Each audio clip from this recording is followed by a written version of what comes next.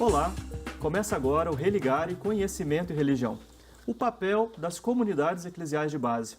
Como as SEBs procuram assumir o compromisso cristão no mundo através de uma espiritualidade libertadora e da opção preferencial pelos pobres? No programa de hoje eu converso com o teólogo Benedito Ferraro, que realizou estudos e participa da história das comunidades eclesiais de base.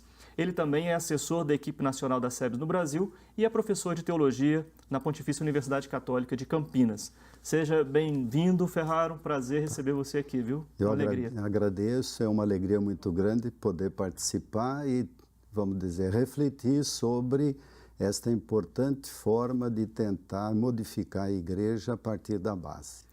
Bom, vamos daqui a pouco então conhecer um pouco mais sobre a SEBs. Você pode acompanhar as notícias da nossa programação pelo site da TV Horizonte. O nosso endereço é tvhorizonte.com.br. Mas você pode acompanhar também o nosso programa buscando por Religare Conhecimento e Religião no YouTube. Lá você acessa, comenta e compartilha os vídeos das nossas entrevistas. Não deixe de procurar pelos nossos vídeos no YouTube. Bom, Ferraro, você já deu assim uma primeira carta de apresentação, uma importante forma de transformar a igreja, uma nova forma de ser igreja. Como é que nós poderíamos assim, apresentar para um telespectador que não conhece sobre esse assunto o que são as comunidades eclesiais de base? Bem, eu creio que nós temos que voltar um pouco ao passado e relembrar que a grande novidade da Igreja da América Latina e do Caribe é a entrada dos cristãos e cristãs na luta política de libertação dos pobres. Então isso requer, vamos dizer assim, uma nova compreensão da prática dos cristãos.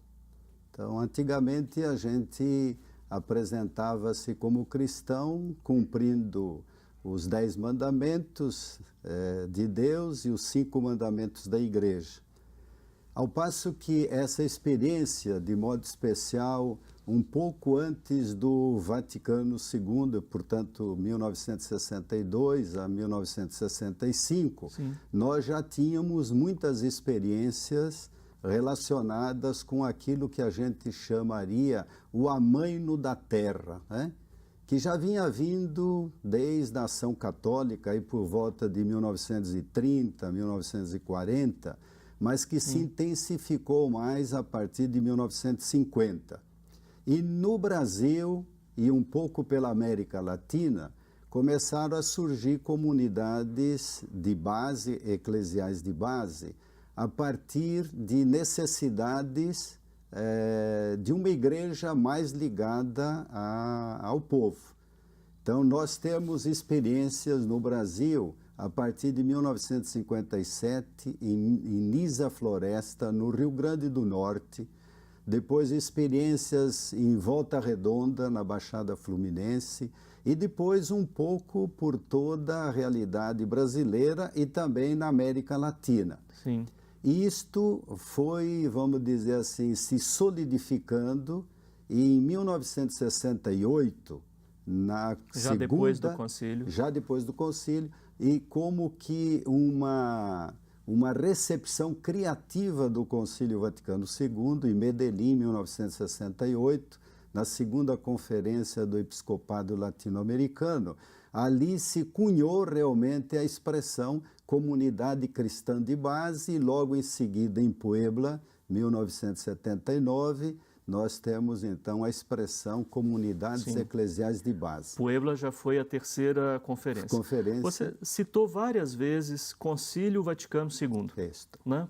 De que modo o concílio serviu assim, de impulso para as comunidades eclesiais de base? Vamos dizer assim, o concílio é um ponto de chegada, mas também um ponto de partida. Então, para chegarmos ao Concílio Vaticano II, nós tínhamos a perspectiva, vamos dizer, do movimento bíblico, né? De um novo processo de catequese no interior das comunidades. Um momento também de novo espírito litúrgico, de tal forma que o Vaticano II foi a confluência de uma nova forma também de se pensar a teologia, né? Lentamente. E o Vaticano II, com seus diferentes documentos, apontou na direção de um novo modelo eclesial. E na América Latina, Medellín foi o momento de recepcionar o Vaticano II. Essa reunião de bispos, né, lá na Colômbia, com a presença do Papa Paulo VI. Então, ali houve um momento, vamos dizer assim, de incentivo a essa nova forma. Naquele momento, passávamos não só o Brasil, mas o mundo todo, numa perspectiva de libertação muito grande, né? Os movimentos de maio de 68 Sim. em Paris, depois em Praga, nos Estados Unidos e também na realidade latino-americana e caribenha. Então, este impulso ajudou a criarmos esta maneira nova de se pensar a fé. Então, por isso eu dizia no início, né, a entrada dos cristãos e cristãs na luta política de libertação. Então, o que é essa entrada na luta política de libertação? É o momento em que nós começamos a observar novos movimentos sociais populares, né? Lutas que estavam relacionadas às necessidades básicas do povo, né? Escolas, saúde, estradas, posto de saúde, a dinâmica, vamos dizer, de você ter cidadania, né? Também a entrada no movimento sindical. Então, lembram-se que nós tivemos um momento, embora dentro do processo de ditadura no Brasil, 1964, Sim. mas os trabalhadores começaram a se movimentar, tanto no campo quanto na cidade. Como é que se conjuga isso? Como é que se conjugou, né, o momento político de ditadura, né, civil-militar, e as comunidades de base crescendo, organizando as pessoas no campo, nas cidades, nas periferias? Então, isso eu penso que se a gente retomasse aquilo que nós discutimos no encontro da Soter em julho, né, é a presença do Espírito. Né? Talvez a gente possa fazer uma comparação com o nascimento de Jesus. Né? Então, lá no tempo de Tibério César, sendo Pôncio Pilatos governador procurador na Palestina, e, no entanto, a palavra de Deus apareceu lá, né? Em João Batista, em Jesus, na verdade, os movimentos populares da Palestina do primeiro século. As situações de opressão, então. De opressão. Então, mesmo neste sentido, no interior da América Latina, nós vamos encontrar muitos movimentos que refletiam, de certa forma, esta dimensão libertária presente no mundo inteiro. E as comunidades eclesiais de base foram, vamos dizer, o espaço propício para que esse movimento tomasse força, né? Há presença de outras igrejas cristãs nas comunidades de base? E já se iniciam, né? Embora o processo histórico veio depois, né? Então, nós temos, por exemplo, a Pastoral da Terra, onde nós encontramos pessoas articuladas da Igreja Luterana, da Igreja Metodista, e que fazem parte desta proposta de um novo modelo eclesial. Então, lá também, a partir, sobretudo, da década de 70, nós vamos encontrar também uma retomada da participação política, né? Então, partidos que começaram a assumir as aspirações populares, né? Então, nesse sentido, as comunidades eclesiais de base apontam para um novo modelo eclesial, né? Sim. Em que sentido? Você tem uma nova prática de fé. Então, você tem um novo modo de praticar a fé, né? Podemos dar um exemplo. Em uma das comunidades em que eu participei durante muito tempo, não tinha água, não tinha passarela, havia muitas mortes, né? E neste processo nós começamos, junto com o povo, a exigir água, por exemplo. Então, naquele determinado momento, se exigia do prefeito água. Então, ele dizia, eu preciso construir uma caixa d'água. Então, tudo bem, vamos esperar. Terminada a construção, 3, 4 meses depois, alguém lá do grupo foi e gravou a conversa do prefeito, o discurso do prefeito. E o povo precisa acreditar no futuro, tem que acreditar em Deus, tem que ter esperança. Sim. E aí, então, levamos esta gravação para a reflexão do grupo. E, ao ouvir o discurso do prefeito, uma senhora disse assim, interessante, né? O nosso prefeito fala de fé em Deus, fé no futuro, que o povo tem que ter esperança, e o nosso padre fala de posto de saúde, de escola, de passarela, né? Então ela disse assim, o prefeito virou padre e o padre virou prefeito, né? Entendendo o quê? Entendendo que as aspirações, necessidades do povo começaram a entrar dentro da dinâmica da celebração. Ferrari, eu preciso chamar o intervalo, mas daqui a pouco a gente volta, né? E nós estamos conversando sobre a experiência das comunidades eclesiais de base no Brasil. Benedito Ferraro, teólogo, professor de teologia na PUC de Campinas, é o nosso convidado. Vamos fazer um breve intervalo, voltamos já.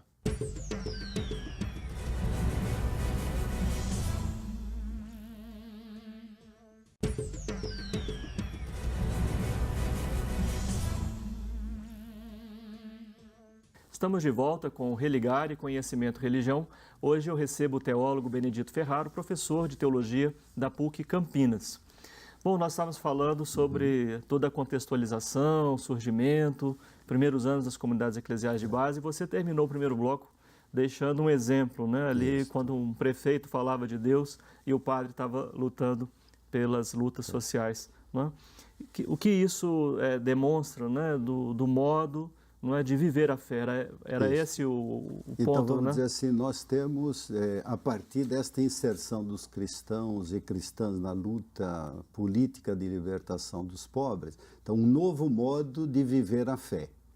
Então, consequentemente, um engajamento nos mais diferentes organismos que o povo cria ou já tinha criado, né? Em segundo dado, é um novo modo de interpretar e comunicar a fé.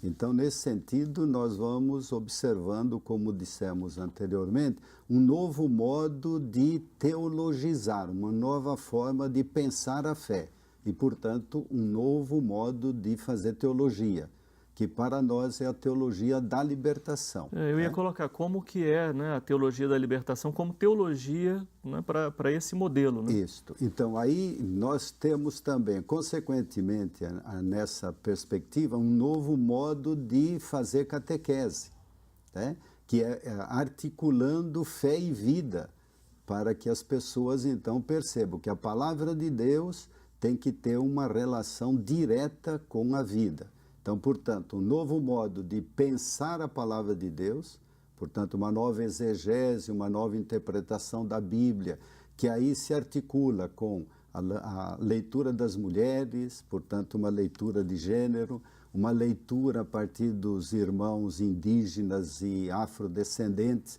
que é uma leitura na perspectiva étnica, uma leitura da Bíblia articulada com a geração, jovens, crianças, anciãos, e uma leitura mais recente da relação da fé com a própria ecologia, portanto, uma relação ecológica também.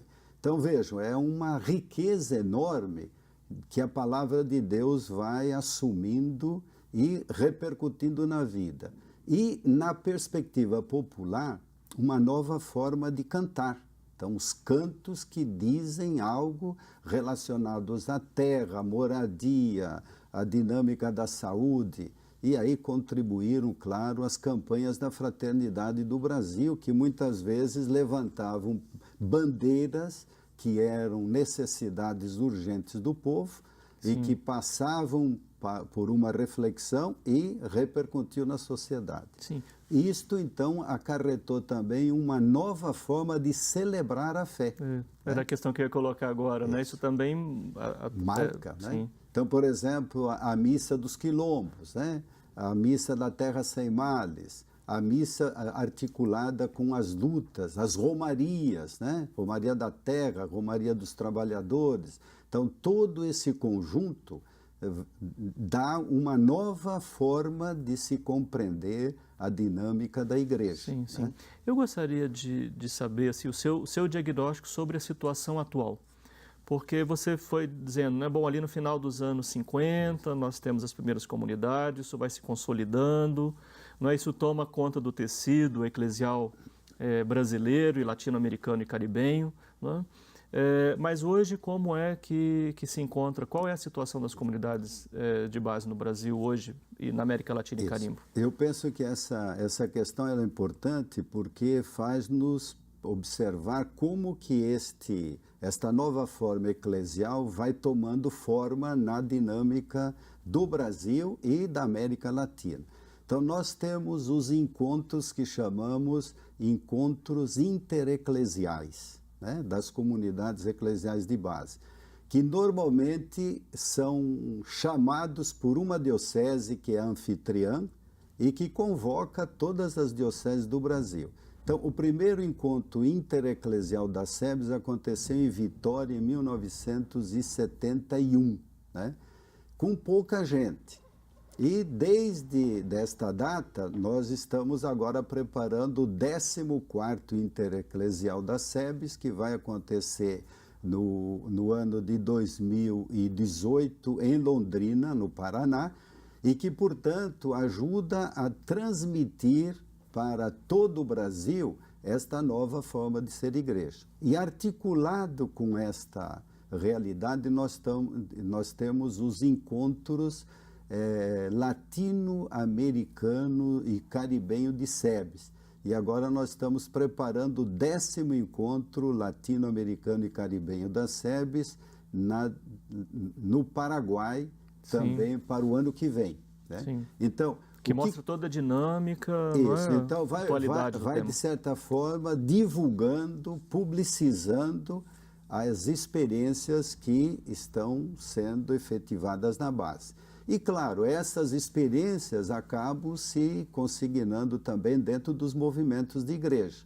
Então, por exemplo, as diretrizes gerais da ação evangelizadora do Brasil, da CNBB, nós vamos observar que desde os primeiros documentos, então eu relembro aqui o documento 25 de 1982, né, e o documento 92, que foi de 2012, né, mostrando exatamente a presença das comunidades eclesiais de base na Igreja do Brasil. E claro, como tudo na vida, você tem momentos em que há uma certa retração e outros momentos de bastante força. Então, hoje no Brasil, a gente vai percebendo momentos diversificados das comunidades, né? Então, em alguns lugares onde ela teve uma explosão muito grande, por exemplo, em Volta Redonda, na Baixada Fluminense, no passado, no tempo de Dom Valdir Calheiros, hoje tem menos presença. Mas se a gente for, por exemplo, em áreas lá do Amazonas, tem muitas igrejas que têm um dinamismo muito grande.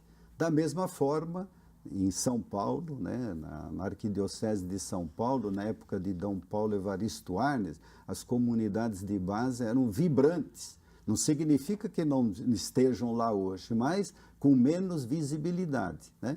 E isto a gente pode observar também em termos de América Latina. Quando eu digo América Latina e Caribe, estou dizendo desde a Argentina até o México, né?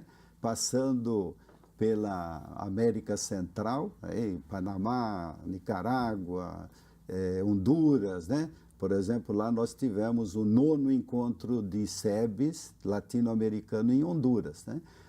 E Cuba também tem experiências de comunidades eclesiais de base, o Haiti, República Dominicana, né? Sim. Então vai se diversificando e atualmente, por exemplo, na Argentina, com todas as dificuldades, né, a gente tem a presença efetiva. No Paraguai, uma presença muito grande. Sim. Então me parece que esta forma eclesial, ela está presente, embora ela não seja hegemônica, né? Eu queria colocar uma questão sobre isso, lembrando um amigo em comum, o Pedro Ribeiro, certo, foi meu professor, e eu me lembro das aulas do Pedro, quando ele falava especificamente sobre a estrutura da Igreja Católica e esses dois modelos, né, como que tem um modelo tradicional e um modelo das comunidades eclesiais de base, como que a Igreja Católica era uma instituição sui generis por comportar, né, modelos distintos. Né? Como é que essa instituição, né, abriga,